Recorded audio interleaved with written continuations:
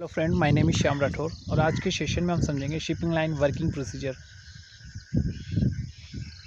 ठीक है, as a exporter क्या क्या रिस्पॉन्सिबिलिटी होती है, एज ए शिपिंग लाइन क्या क्या रिस्पॉन्सिबिलिटी होती है, इस सेशन में आज ये समझ पाएंगे हम। ठीक है, तो फॉर एग्जांपल हम कोई एक्सपोर्टर हैं। ठीक है, तो हमें अपने गुड्स को एक्सपोर्ट करना है, तो फॉर कस्टम क्लियरेंस हमें एक CHA को अपॉइंट करना होगा। ठीक है, और फॉर गुड्स के मूवमेंट्स के लिए या शिपिंग लाइन या एयरलाइन को बुक करना होगा, जिसके थ्रू हमारे goods one nation to another nation पहुंच पाएंगे।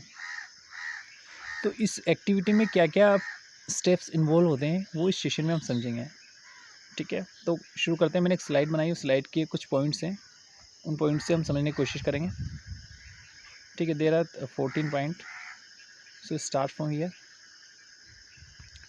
फर्स्ट, जैसे हमें कोई एक्सपोर्ट ऑर्डर आता है, मीन्स हमारे बायर जो है हमें कुछ ऑर्डर भेजता है कि हमें इतने गुड्स चाहिए, तो फर्स्ट प्रिपरेशन हमारी रहती है कि हम उसके रेट नेगोशिएट करके गुड्स को पैकिंग करें। पहली स्टेप है गुड्स को पैक करना। जैसे हमारे गुड्स पैक हो जाएंगे, as per slide point number 1, container booking.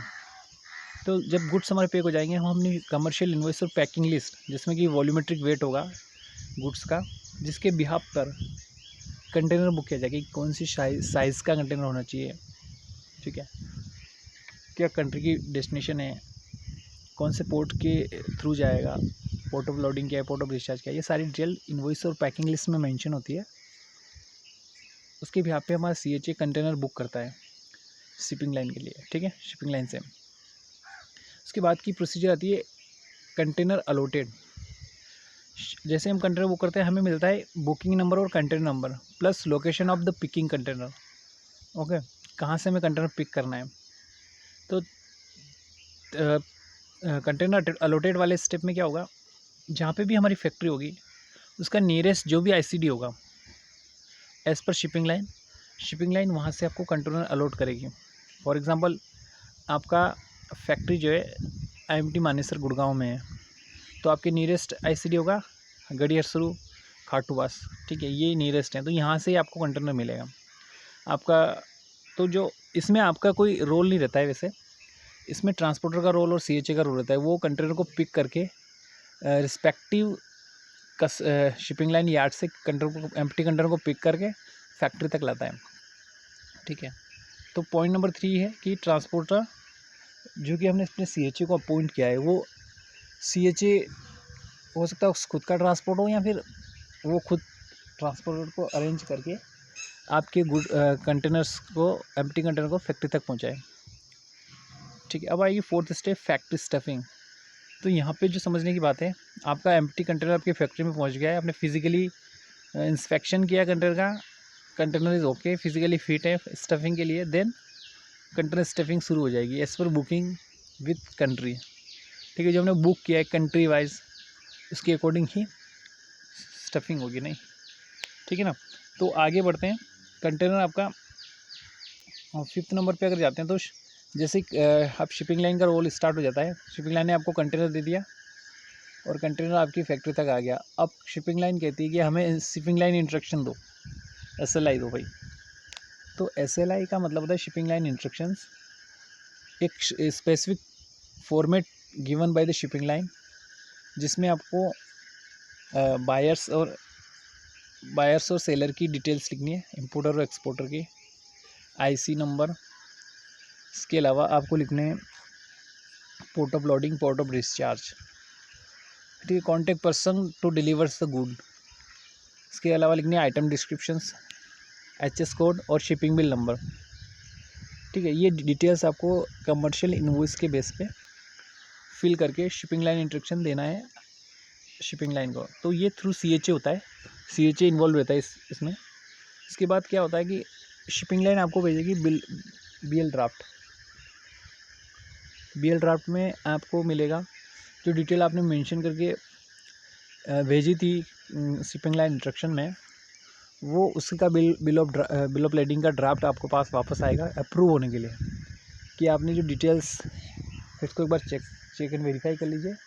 Otherwise ये आपका सबमिट हो जाएगा, तो बिल ऑफ लेडिंग जनरेट हो जाएगा फाइनल। ठीक है। उसके बाद भी अमेंडमेंट हो सकती है अगर कुछ गड़बड़ है तो, बट चांस ही हमें यही रखना है कि आपका BL ड्राफ्ट जब अप्रूव करो आपको ऑल इन्फॉर्मेशन जो आप दे रहे हो शिपिंग लाइन इंस्ट्रक्शन हो करेक्ट हो, ठीक है। जैसे ही BL ड्राफ्ट आप अप्रूव करोगे बिल ऑफ lading जनरेट हो जाएगा। उसके बाद अगर आप बिल ऑफ lading को अमेंड करवाओगे, कुछ गड़बड़ आपको लग रही है कि कुछ आइटम डिस्क्रिप्शन मिसमैच है या HS कोड वगैरह डल गया या पोर्ट ऑफ लोडिंग लाइन, तो उसके बाद आपका चार्जेस लगेगा, शिपिंग लाइन आपको चार्जेस लगाएगी, ठीक है। तो यहाँ पे आपका बिल ऑफ lading बन गया है, ठीक है। इस स्टेप के साथ पैरेलली एक स्टेप और चलती है, move cargo to ICD clearance. तो इसमें क्या होगा कि आपके गुड्स फैक्ट्री से मूव करेंगे ICD की तरफ और वहाँ पे यार्ड में एंटर करके एग्जामिनेशन होगी, ठीक है। तो ये भी स्टेप पैरेलली चल रही है और उस साइड आपके पैरेलल स्टेप चल रही है कि आपके BL ड्राफ्ट जो है वो अप्रूवल हो रहा है। ये दोनों स्टेप साथ साथ चलती है। तो फाइनल स्टेप हमें इन दोनों स्टेप को मैच करवाना है। जब आपकी शिपमेंट सेल होगी शिपमेंट पे, तब आपको बिल ऑफ lading जनरेट करवाना है। यहाँ तक जाके इससे पहले ही मतलब ये प्रोसीजर हमें कंप्लीट करके रखना है।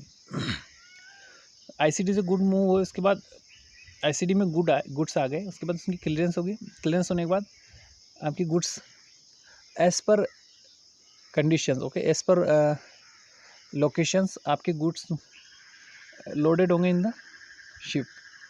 गुड्स आपके शिप में लोड हो जाएंगे और उसके बाद जब आपके गुड्स शिप में लोड हो गए ना,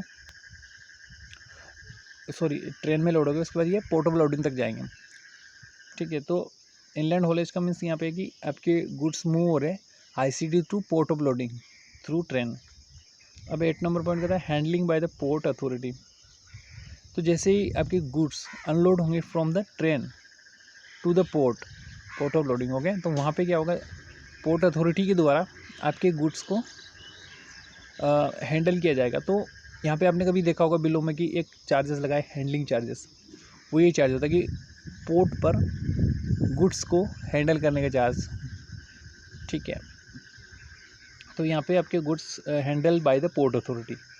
अब पॉइंट नंबर 9 का शिपमेंट सेल होगी। जैसे आपके शिपिंग लाइन का जो भी शेड्यूल होगा उसके अकॉर्डिंग आपकी शिपमेंट मूव होगी, ठीक है, पोर्ट ऑफ लोडिंग से, मतलब शिपमेंट आपकी सेल हो जाएगी। उसके बाद आपकी शिपमेंट जैसे सेल होगी, इधर फिर पैरेलली एक स्टेप और शुरू हो जाएगी कि आपको बिल ऑफ lading मिल जाएगा। जो बिल ऑफ lading आपको जैसे मिलेगा वो शिपिंग CHA के थ्रू मिलेगा। शिपिंग लाइन CHA को देती है, CHA देगा आपको। उसमें डॉक्यूमेंट्स इन्वॉल्व होंगे आपके, उसके साथ में और भी डॉक्यूमेंट्स होंगे, जैसे सर्टिफिकेट ऑफ ओरिजिन और free trade area certificate, as per country requirement, और भी डॉक्यूमेंट CHA प्रिपेयर करके आपको पूरे सेट का डॉक्यूमेंट्स देगा। अब यहाँ पे जो आगे आपकी बात की, आपके डॉक्यूमेंट्स आगे आपको ये बैंक में एज़ पर कॉन्ट्रैक्ट जो भी डॉक्यूमेंट्स रिक्वायर होते हैं कॉन्ट्रैक्ट में मेंशन होते हैं, वो डॉक्यूमेंट्स आपको बैंक में सबमिट करने हैं। तो ये स्टेप पैरेलल इधर चल रही है और उधर चल रहा है आपका कि शिपमेंट आपकी पोर्ट ऑफ लोडिंग से मूव कर गई है पोर्ट ऑफ डिस्चार्ज के लिए, ठीक है। तो आपका पोर्ट ऑफ लोडिंग से पोर्ट ऑफ डिस्चार्ज तक जो भी टाइमिंग होगी शिपमेंट मूव करने की, उससे पहले आपको जो ओरिजिनल डॉक्यूमेंट बैंक में सबमिट किए हैं ये आपको पहुँचाने कंसाइन तक थ्रू कोरियर। तो इसमें इन्वॉल्व होगी बैंक आपके डॉक्यूमेंट्स पहुंचाएगी। क्योंकि जब शिपमेंट अगर आपकी पहले पहुंच गई तो फिर डिटेंशन लगना शुरू हो जाएगा। इसीलिए हमें ये जो अपने डॉक्यूमेंट्स हमने पोस्ट शिपमेंट डॉक्यूमेंट्स जो बैंक में सबमिट किए हैं ये अपने कंसाइनी तक पहुंचाने हैं before shipment unloaded at the port of discharge. वहाँ पे क्या होगा, फिर जैसे पहुंच जाएंगे डॉक्यूमेंट्स दिखाएंगे तभी गुड्स मिलेंगे। अगर डॉक्यूमेंट्स नहीं दिखाए तो आपको गुड्स मिलेंगे नहीं। तो जब तक नहीं दिखाओगे तब तक आपकी डिटेंशन लगती रहेगी, ठीक है। तो ये आपका यहाँ पे शिपमेंट पहुँच गई पोर्ट ऑफ डिस्चार्ज तक। अब यहाँ पे वर्किंग होगी एजेंट की, क्योंकि एक्सपोर्टर और इंपोर्टर तो पोर्ट पे जाके काम करते नहीं है। तो यहाँ पे भी जैसे आपने ओरिजिन कंट्री में एजेंट हायर किया था, वैसे ही आपका as per term and condition, as per इनकोटर्म, जैसे शिपमेंट आपकी FOB है या CIF है तो या DDP है, तो उसके बेसिस पे आपका एजेंट अपॉइंट किया जाएगा, ठीक है। इसमें किसकी जो इनकोटर्म है उसके उसी पे आपकी रिस्पॉन्सिबिलिटी डिवाइड होती है कि एजेंट को अपॉइंट करने की रिस्पॉन्सिबिलिटी किसकी है। अब एजेंट आपका गुड्स को शिपिंग लाइन से लेगा। वो कैसे लेगा कि आपको जो ओरिजिनल डॉक्यूमेंट्स वहाँ पे हमने भेजे थे बैंक के थ्रू, वो उसको मिल जाएंगे और वो उन डॉक्यूमेंट्स को दिखा के अपना कार्गो को डिलीवरी ऑर्डर लेगा। अब वहाँ पे गुड्स आपके मूव हो जाएंगे यहाँ से पोर्ट ऑफ डिस्चार्ज से आईसीडी, क्योंकि गुड्स की क्लियरेंस तो डेस्टिनेशन कंट्री में भी होगी जैसे ओरिजिन कंट्री में हुई है, तो वहाँ पे भी आपको डॉक्यूमेंट्स जो भी दिए हैं वहाँ पे क्लियरेंस करवा के आपके गुड्स जाएंगे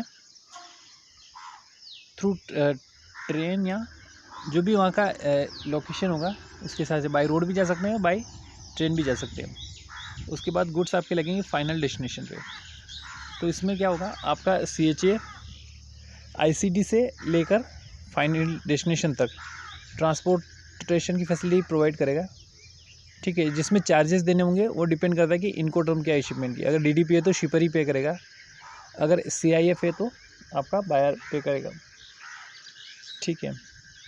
तो यहाँ पे आपके गुड्स फाइनल डेस्टिनेशन तक पहुँचने वाले हैं और उससे पहले आपको मिलेंगे डॉक्यूमेंट्स शिपिंग लाइन की तरफ से, डेबिट नोट्स। शिपिंग लाइन के क्या क्या चार्जेस हैं तो वो डिपेंड करेगा कि वो भी इनको टर्म पे ही डिपेंड करेगा कि इसको पे करने हैं। अगर FOB है तो आपका बायर पे करेगा, CIF है तो आपका पे करेगा शिपर, और DDP है तो भी शिपर ही पे करेगा, ठीक है। तो यहाँ पे जो इन्वॉइस मिलेगी शिपिंग लाइन की पेमेंट की, डिलीवरी ऑर्डर भी उसी से मिलता है आपको, ठीक है। जब आप ओरिजिनल डॉक्यूमेंट दिखाते हो तो उस टाइम आपको उन डेबिट नोट्स की पेमेंट करनी होती है, अदरवाइज़ आपको डिलीवरी ऑर्डर नहीं मिलता है। और सम टाइम ये डिपेंड करता है कि आपकी शिपिंग लाइन से कैसे रिलेशन है, ठीक है। तो इसमें आपको एक डेबिट नोट मिलेगा, वो उसके साथ हो सकता है डिटेंशन चार्जेस का मिले और पोर्ट हैंडलिंग चार्ज का भी इन्वॉइस मिले। तो 2 या 3 इन्वॉइस मिल सकते हैं आपको, क्या क्या चार्जेस आपके शिपिंग लाइन के देने हैं। जब ये चार्जेस आप पे कर दोगे तो आपको डिलीवरी ऑर्डर मिल जाएगा,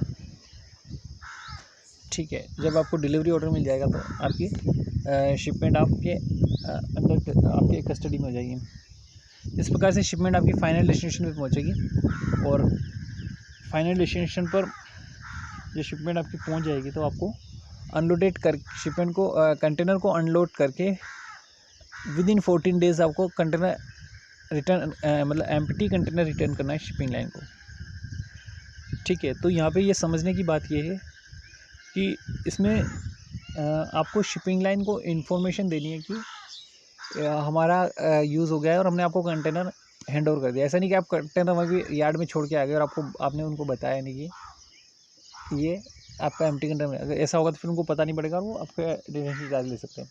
तो इसलिए आपको इंटीमेट करना है कि हमने आपका कंटेनर रिटर्न कर दिया है और यहाँ तक की रिस्पॉन्सिबिलिटी ख़त्म हो गई है। तो इस प्रकार से जो पोर्ट ऑफ ओरिजिन से पोर्ट ऑफ जो ओरिजिन कंट्री है वहाँ से लेकर गुड डेस्टिनेशन कंट्री तक कैसे पहुँचते हैं, मूवमेंट कैसे होते हैं, वो स्टेप हमने समझे हैं। इसमें शिपिंग लाइन का क्या रोल था ये भी हमने समझा, ठीक है गाइस। तो आज के सेशन में इतना ही।